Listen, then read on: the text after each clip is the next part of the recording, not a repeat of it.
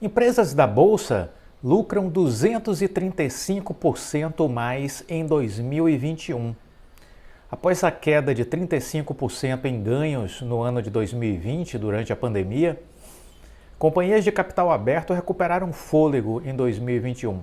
Os resultados somaram 228 bilhões de reais acima do patamar pré-pandemia. Esse é um dos motivos que fazem a bolsa subir. Este é um dos motivos que fazem a bolsa subir. E é interessante porque muitos analistas não conseguiram enxergar esse movimento de alta da Bolsa de Valores.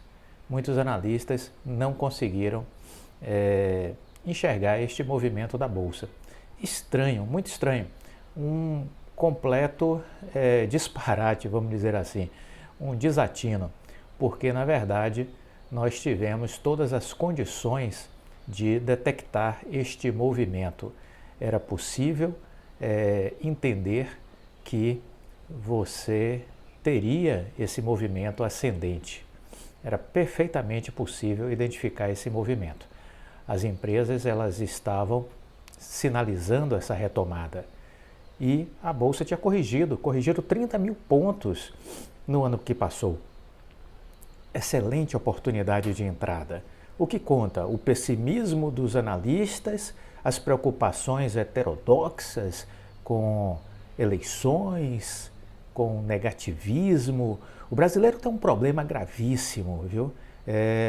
Costuma focar o lado vazio do copo. Precisamos mudar isso, porque as oportunidades se apresentam para as pessoas que conseguem enxergar o lado cheio do copo e não o lado vazio. Depois de cair 35% em 2020 por causa dos efeitos da pandemia, o lucro das empresas listadas na Bolsa mais que triplicou em 2021. Segundo os dados da Economática, o ganho médio de um conjunto de 291 companhias abertas saltou de 68 bilhões em 2020 para 228 bilhões no ano passado. É impressionante, uma alta de 235%. O montante supera com folga o período pré-crise, mas isso já estava sendo posto. Quando a gente olhava os resultados do segundo, do terceiro trimestre do ano passado, já havia essa sinalização. O estranho é que a grande maioria dos analistas insistiam em olhar o lado vazio do copo.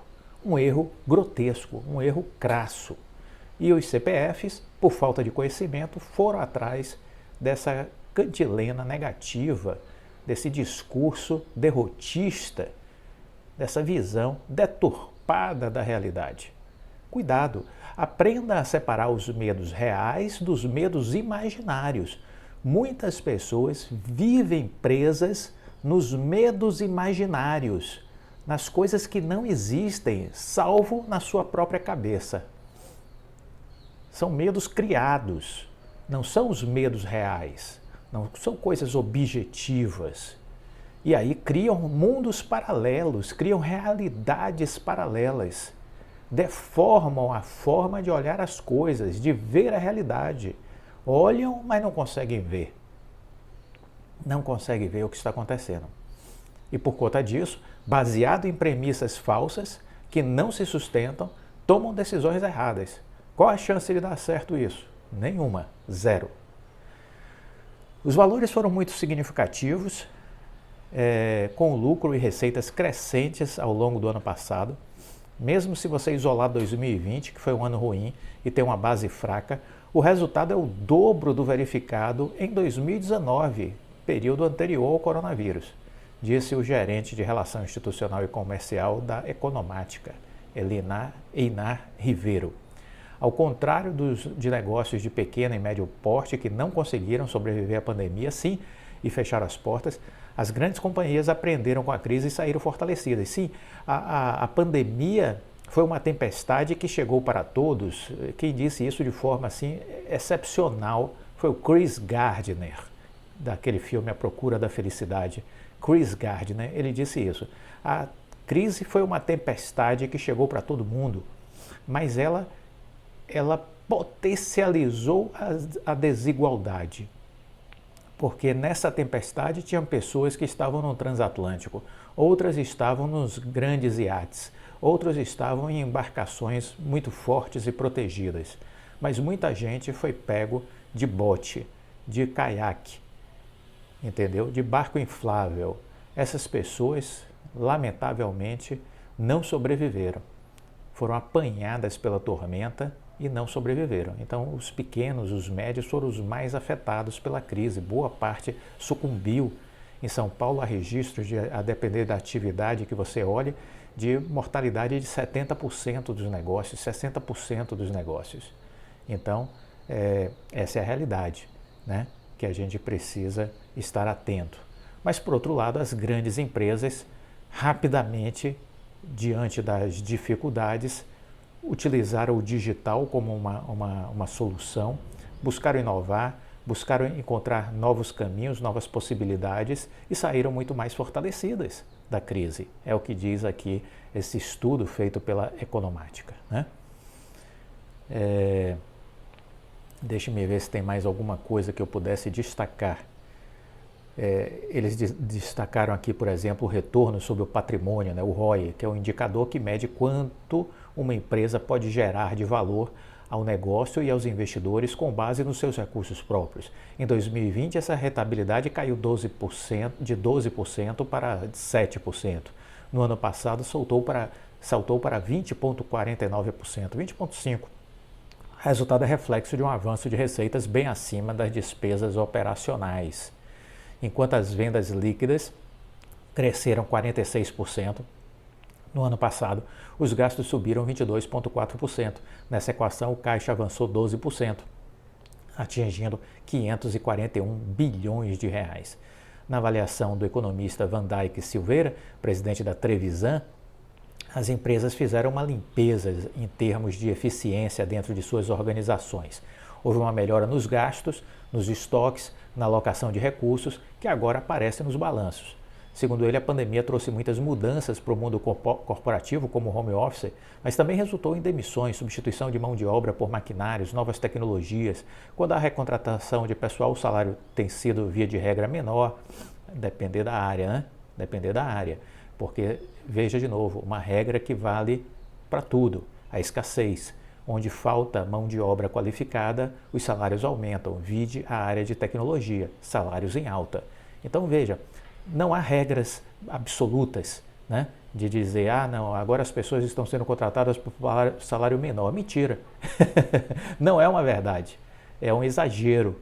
É preciso olhar, porque cada realidade você vai encontrar uma coisa diferente. Então, não generalize. Cuidado com generalizações, elas nos induzem a erros, e erros grosseiros, viu?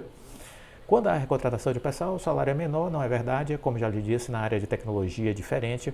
Exemplo disso é a renda média do trabalhador brasileiro, que caiu quase 10% em um ano. Sim, na média, a média nunca é uma boa escala de referência, né? E aí deve demorar a se recuperar, segundo a equipe de análise que fez esse estudo, né? Além de maior eficiência das empresas, destaca-se que o resultado de 2021 também reflete o ciclo de alta de commodities, né?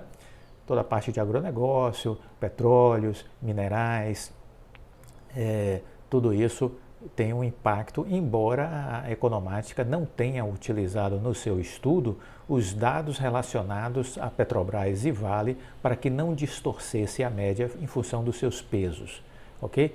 Mas muitas empresas ligadas a esses setores acabaram abocanhando uma parte significativa do aumento dos preços, né?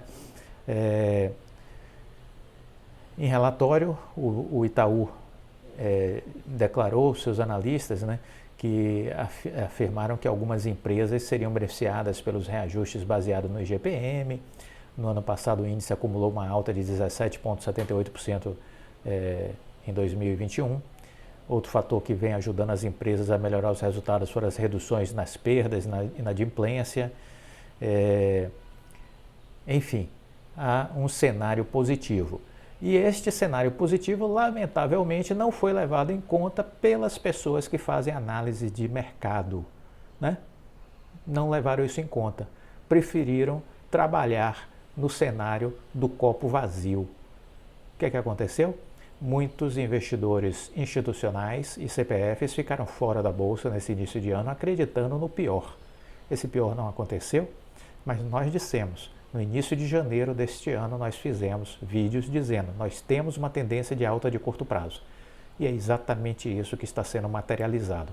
Alguns não entenderam, alguns até discordaram do que dissemos, alguns de forma grosseira, pequena, entraram aqui no canal, foram bloqueados, a gente faz isso de forma muito natural, porque disseram que a bolsa era queda, que o mundo estava em guerra, né? Ou seja, vivendo seus mundos paralelos, suas realidades alternativas. Viva sozinho com elas. Ou então, crie um ambiente, um blog, um canal para declarar suas opiniões, né, baseadas nos seus achismos, né? Aqui a gente procura estudar. Aqui, se tem uma coisa que nos caracteriza desde o início que criamos o canal Viver de Renda, é o uso da minha experiência como consultor de empresas, são 30 anos trabalhando dentro de grandes empresas, vivendo com a alta administração, estudando o meio corporativo, com grandes pensadores, Jim Collins, Michael Porter, Tom Peters, Han Charan, alguns que já nos deixaram, mas que se eternizaram em suas obras, como é o caso de C.K. Prahalad, de Peter Drucker, o pai da administração moderna. Tivemos a oportunidade de fazer cursos com professores de Stanford sobre negócios, de Harvard sobre negócios, fazer curso com Abílio Diniz na FGV, né? E conhecemos e tivemos a oportunidade de prestar serviços ou de ter algum tipo de contato e aprendizado com grandes empresários e bilionários do país, né? Então, tudo isso nos dá uma experiência. Essa experiência eu disponibilizo aqui no canal, de forma gratuita. Estamos com 1.300 vídeos, já chegamos a esse patamar. 1.300 vídeos, todos gratuitamente disponibilizados para vocês. Vocês precisam maratonar desde o início, porque senão perde o fio da meada. Muitas vezes eu vejo pessoas entrando aqui, fazendo perguntas de coisas que foram ditas lá atrás. Então, você precisa fazer sua parte, dedique tempo ao aprendizado. Eu faço isso, você precisa fazer também. É fundamental esse entendimento. Aliás, bem-vindo ao canal Viver de Renda, né? Iniciamos direto. Seja muito bem-vindo, deixe o seu like e compartilhe com os amigos. Sou Clóvis Faleiro, formado em Administração, MBA em Finanças e investidor na Bolsa desde 2006. Nosso propósito aqui é compartilhar experiências e conhecimento, coisas que eu vivi e aprendi. Tenho certeza que os conteúdos serão úteis para o seu crescimento pessoal, profissional e enquanto investidor. Bom, a venda do controle da Vital ficou de fora da próxima reunião da Anatel. Já falamos isso. A venda do controle da Vital ficou de fora da próxima reunião da Anatel. Ela foi marcada para o dia 7 de abril, né? Foi marcada para o dia 7 de abril, já houve, né? E ficou aí um sentimento de frustração por muitos investidores, né? Já que se esperava que estivesse na pauta da reunião o assunto do controle, da venda do controle da Vital da Oi para o BTG. O processo de anuência prévia, portanto, está paralisado, está dentro da gaveta ou será do cofre do conselheiro Vicente de Aquino. Será que é no cofre e ele esqueceu a chave do cofre em algum lugar e não está achando, não consegue tirar de lá de dentro? O que será, meu Deus, que está acontecendo com o Vicente Aquino? Bom, ele não está muito preocupado, porque ele já esteve em Barcelona, foi para Israel e agora a última notícia é que ele vai para os Estados Unidos, vai para Vegas. Olha que legal. O roteiro turístico do nosso querido Vicente tá bom. Maravilhoso. A aprovação pela Anatel é uma etapa que está pendente para que seja consumada a venda do controle da Vital, que é a unidade de infraestrutura de fibra ótica da Oi, de parte do seu capital social, para o BTG. O BTG está fez uma oferta efetiva para aquisição de 57,9% do capital social da Vital por um valor de 12,9 bilhões. Isso foi homologado em julho de 2021. Recebeu o sinal verde do CAD em outubro de 2021. Outubro de 2021, o CAD disse, ó, tá tudo ok, vida que segue. Em dezembro de 2021, a área técnica da Anatel aprovou também, sem ressalvas, a anuência prévia. Em janeiro, tivemos aí a área jurídica também, que a Procuradoria Especializada que está em apoio à Anatel, também dando ok, não há nenhum problema. Em janeiro foi sorteado o conselheiro Vicente Aquino. Isso não foi uma sorte, foi um azar. E aí ficou para o Vicente Aquino, por sorteio, analisar o assunto. E ele esqueceu da vida, o assunto está no cofre. E ele perdeu a chave. Está mais preocupado com as viagens, passaporte, as passagens, os hotéis, a programação. É isso que ele está mais focado. Isso é o Brasil. Não há prazo para que esses órgãos definam os seus trabalhos. Quando há prazo, no caso do CAD, é 1 ano. Né? É um negócio esdrúxulo. O Brasil, se você botar uma lona em cima, vira um circo. Se você cercar, vira um sanatório, vira um hospício. Isso é o Brasil. Bom, sem o fechamento do negócio, não há, sem a anuência prévia, não há fechamento do negócio. Não há finalização do processo de venda da Vital para o BTG. Consequentemente, ficamos aí nesse limbo que provavelmente retarda e pode retardar mais a saída da recuperação judicial. Retarda e pode retardar mais a saída da recuperação judicial. Então, isso está aí pendente, né?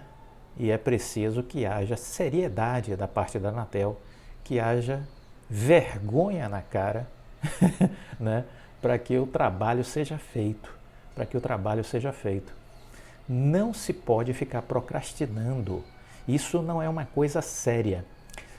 No meio privado, na iniciativa privada, aprendi isso com um grande bilionário no começo de minha carreira. Ele me dizia assim, meu filho, trabalho sem prazo é trabalho não levado a sério. Trabalho sem prazo é trabalho não levado a sério. Então, se o Vicente Aquino não tem um prazo, isso não é uma coisa séria. Se a Anatel não tem um prazo, isso não é uma coisa séria. E o Brasil não é sério. O Brasil precisa se reestruturar, precisa se modernizar e precisa agarrar a seriedade. Porque hoje ela passa ao longe do nosso país. Isso é preciso mudar, mas isso depende de você, depende de mim, depende de mobilização social. Sem isso, esquece, porque os políticos e a classe que lá está encastelada no poder não tem a menor preocupação com relação a essas coisas. Estão preocupados com outras coisas, outras prioridades. Geralmente, prioridades pessoais. Gostou do vídeo? Deixe o seu like, compartilhe com os amigos. Fica com Deus e até a próxima.